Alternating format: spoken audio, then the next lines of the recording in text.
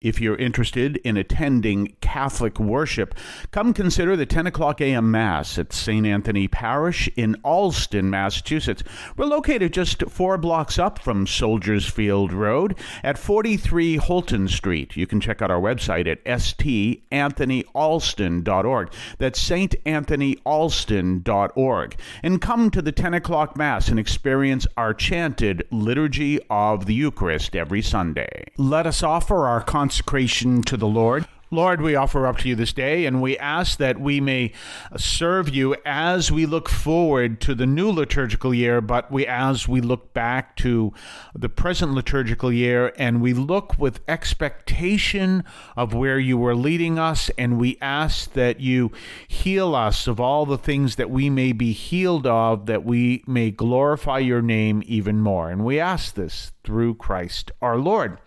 Well, of course, today is Wednesday of the last week of the liturgical year.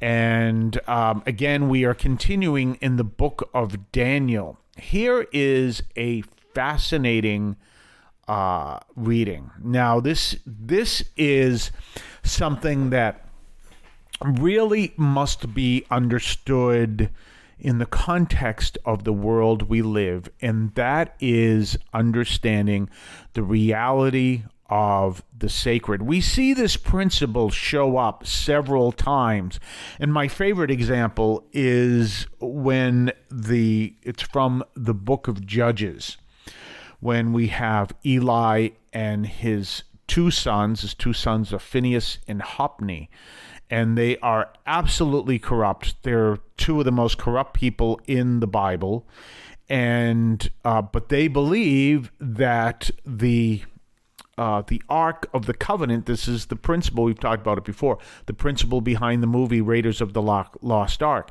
As long as they had the Ark of the Covenant with them, the Lord would help them win every battle. And they come to learn that you cannot blaspheme the Lord.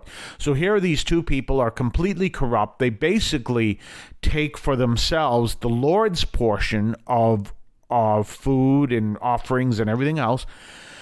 And then when the battle comes, they lose the ark. They don't just lose the battle, they lose the battle and the ark. So you got to understand that the ark is the presence of God.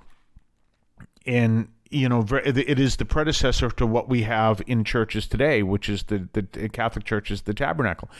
And so the ark is the presence of God, and it ends up into the hands of the foreign camp. And I'm not going to go into the full detail. We'll do that when that reading comes up again.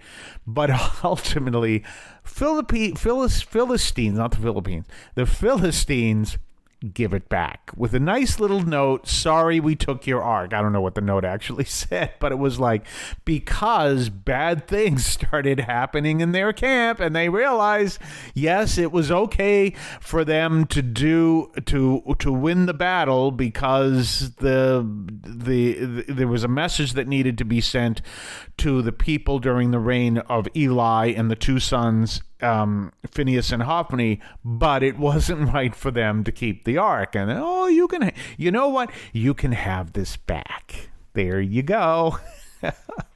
Well, something similar has here. We've got the same principle. We've got Daniel, again, he's got the charism. He can interpret dreams. And actually, in the midst of a party, there was this it sounds like something out of Halloween. It should have been for October 31st, because it fits very well. This hand starts writing on the wall. Oh, what's going on here? Well, what's happening, and remember, we always have to look at two things here. Basically, I think I mentioned this before, 3 audiences. And the first audience is the audience that would understand this reading. The second audience is the audience to whom this was written, and the third audience is us. So the first audience would be the people who could look back in history and see the stories during the Babylonian exile. The second audience is the people to whom this was written, which was, remember, the 2nd century Maccabean, just before the Maccabean revolt. The third audience is us. And what's happening? Well, during the Maccabean revolt, remember everything, we all just want one big happy religion. That would be great. So this is what we're going to do. And that's what happened at the time under Artaxerxes IV and the following kings. Well, what happens is that they have taken over the temple at this time, and they've taken over the vessel because they don't believe in the God of the Jews. But we're going back to the Babylonian exile, where the king took the stuff from the liturgical materials, the liturgical items from the temple, and are using it in a party and using it in the midst of all his sinful activities, what would be considered sinful activities to the Jews. And similar to the story of Eli, Hophni, and Phinehas, does not go well. So we're going to talk about this on the other side of the break. You're listening to St. Anthony Overnight. Don't forget to tell others where they can find our program. You can hear us on WEZE 590 AM and WEZEradio.com at midnight and 3 o'clock in the morning, Monday through Friday, Eastern Time. We then podcast the program on your favorite podcast platform and at CatholicAudiomedia.com. That's CatholicAudiomedia.com. You can also hear us on our parish website, ST for StAnthonyAlston.org. That's StAnthonyAlston.org. And let others know where they can find us and spread the word and subscribe to our podcast. We're back, and today we are looking at this powerful reading from Daniel, and it's from the 5th chapter of Daniel. And we're learning that King Belteshazzar discovers not to use the sacred vessels, period. Definitely don't use them for sin, but don't use the sacred vessels at all. That way you'll never use them for sin, because he's using the sacred vessels and you don't do that. Sacred vessels from the temple. So it's an important distinction and something to keep in mind. And one of the things to always keep in mind is a factor here. And this is something a lot of people, especially maybe those who don't believe and are looking for proof of God's existence, don't understand. It's the time factor. And what do I mean? Well, think of it this way.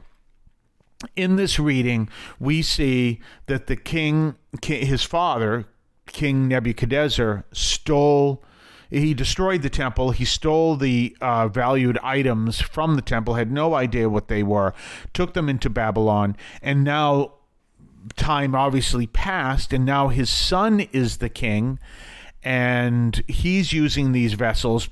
Very possible that his father had more respect for them because he understood that they were sacred vessels. We don't know, but the son is using these vessels in the reality of sin, and all of a sudden we see this reaction where he's starting to see this hand writing on the wall and his days are numbered and everything else.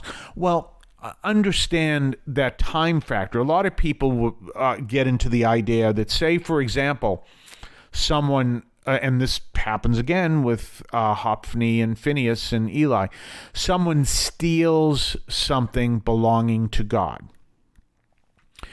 You would expect them, by today's standards, to be struck by lightning on the spot. Well, no, that doesn't happen. But ultimately, there is something that goes on over time that lets them realize maybe they shouldn't have done that. But there's a time factor there. It's not this instant understanding. And always remember, there's a time factor.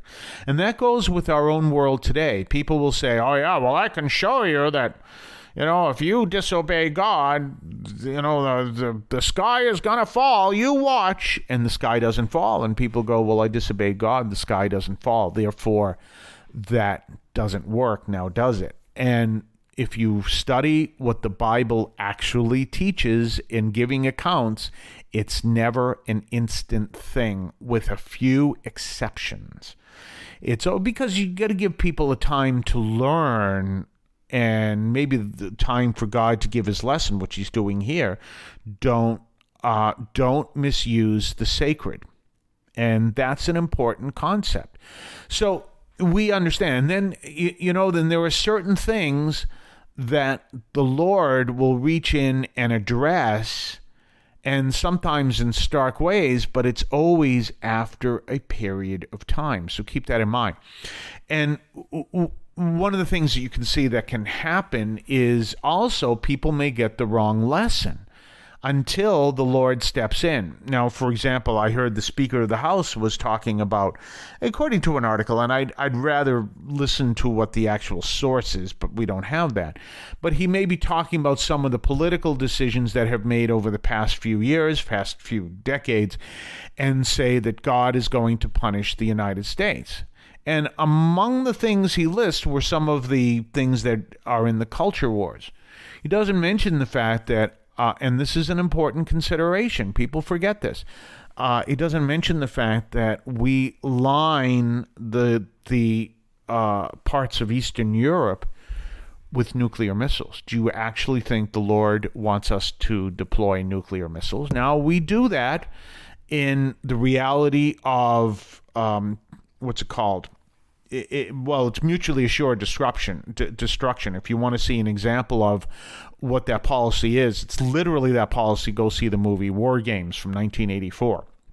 And don't mind the old technology, just understand it. That is the official international policy of all these nations. But you realize that people say, well, because of this in policies, because, of all these cultural issues going on in our country, I'm not going to name them all because I'll name one and you say, why didn't you name another?